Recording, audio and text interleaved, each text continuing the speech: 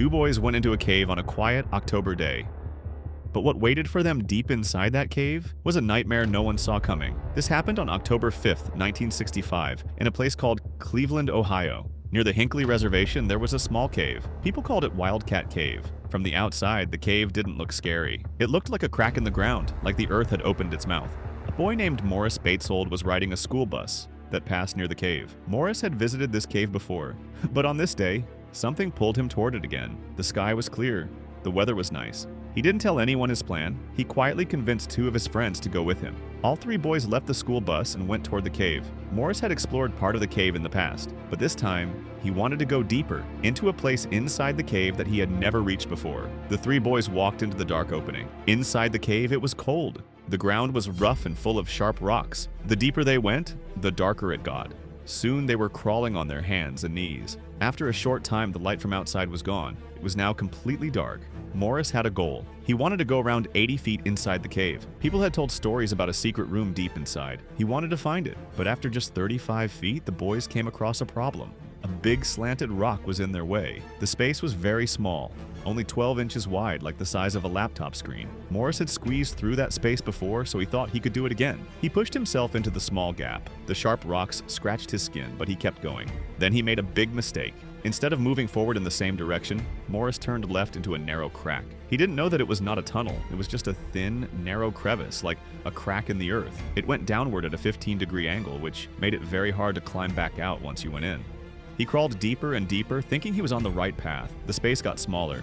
His hands couldn't move anymore. He could only move his legs. He kept going, but now he was feeling afraid. He reached an area where there were big rocks on both sides. Still, Morris thought the secret room must be ahead. He pushed himself forward into the small crack. Then, something terrible happened. One of the big rocks moved. It shifted and pressed Morris against the cave wall. He tried to push forward, but it made things worse. The rocks became tighter around his body. He looked ahead and saw that the tunnel had ended. It was a dead end. Now he was stuck. He had gone too far. He couldn't turn around. He couldn't move. He was trapped inside the cave. Even worse, he was now upside down, hanging with his head down, about 60 feet underground, in total darkness. He shouted.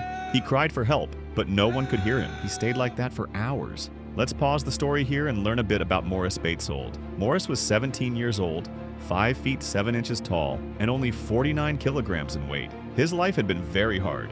When he was young, his parents got divorced. Morris and his brother Donald were sent to live in a foster home. Later, they moved to the Methodist Children's Home, a place where children were given care, therapy, and social training. Morris was shy and quiet. He was thin and didn't talk much. At age 13, he started smoking. Since smoking wasn't allowed in the home, he and other boys would sneak out and go near WildCat Cave to smoke. That's how the cave became a secret spot for him. But even then, no one ever went very deep inside. People said the cave was haunted or cursed. One time, Morris had even gotten lost in the cave, but he was found safe. But this time, something was very wrong. More than 2 hours had passed. Morris had not returned. His two friends were scared. They ran back to the school bus and told their teacher. A teacher named William Powell decided to help. He was the same height and weight as Morris. He and the boys rushed back to the cave. Inside, William crawled through different cracks and tunnels. Then they heard something, a faint cry. William followed the sound. He saw Morris's feet inside a narrow hole, but William could not get closer than 10 feet. The tunnel was too tight. He wanted to help, but he couldn't. Rescue teams were called quickly. Firefighters came. Their first job was to keep Morris calm. He was scared and panicking. A rescue person stayed nearby to talk to Morris and give him hope. Then rescuers placed light bulbs inside the cave to make it brighter. They also brought a small heater to give some warmth. They ran a thin oxygen pipe through the crack to help Morris breathe. By 6 p.m., Morris had been upside down in the cave for over 6 hours. His body hurt. He was tired, hungry, and cold. News about the boy trapped in the cave spread fast. Reporters came. The Red Cross came. Volunteers and people from other cities came just to see what was happening. It became the second largest cave rescue in U.S. history, after the case of Floyd Collins in 1925. Now the rescue team had an idea. They made an announcement on the radio. If you are small in size and not scared of tight spaces, come to WildCat Cave. We need your help. A woman named Evelyn Pinky Pinkard heard the call. She was 5 feet 2 inches tall and only 36 kilograms. She tied a rope around her foot and entered the cave. She crawled deep into the crack. She got within 5 feet of Morris but could go no further. The gap was too small. Still, she stayed inside the cave for 3 hours talking to Morris, giving him hope, but she could not save him. Then a man named Curtis Peck had an idea. He wanted to build a pulley system to pull Morris out of the hole, but they couldn't even tie a rope to Morris's body. The space was just too narrow. Still, they tried. Rescuers passed pulley tools one by one through the small tunnels. They even started drilling to make the space wider. But time was running out fast. At 11 p.m., Morris's family arrived. They heard it on the radio. Morris's brother, Donald, tried to crawl in, but the rescuer stopped him. Inside, Morris was getting weaker. His body was numb. His voice was fading. Still, the rescuers kept him awake by asking silly questions. His legs were swollen, his chest was tight. He was losing consciousness. The oxygen pipe was helping, but it wasn't enough. The pulley system was almost ready, but when they tested it, nothing worked. They couldn't grab Morris's body to pull him out. His arms were pinned, his back was stuck, his position was too deep, too twisted. More rescuers tried to reach him. Small people, strong people. No one could get close enough. At 27 hours of being upside down, Morris suddenly stopped responding. The heater couldn't warm him anymore. His voice was gone. Then came the words that everyone feared: cardiac arrest. Morris's heart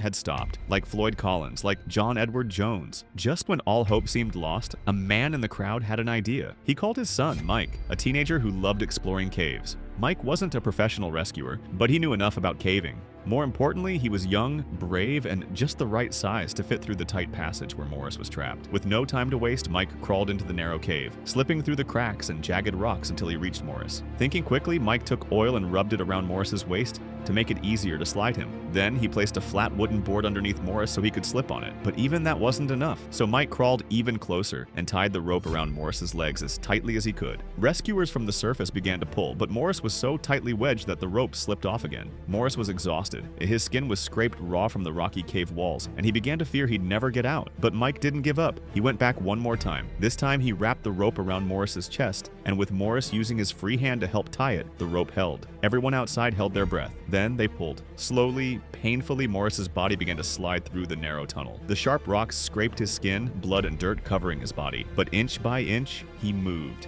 And then he was out. After more than 26 hours trapped underground, Morris was finally rescued, alive. He was immediately rushed to the hospital, where doctors treated his wounds. He had no major injuries, and while WildCat Cave was sealed forever, subscribe to the channel for more real-life stories. Thanks for watching.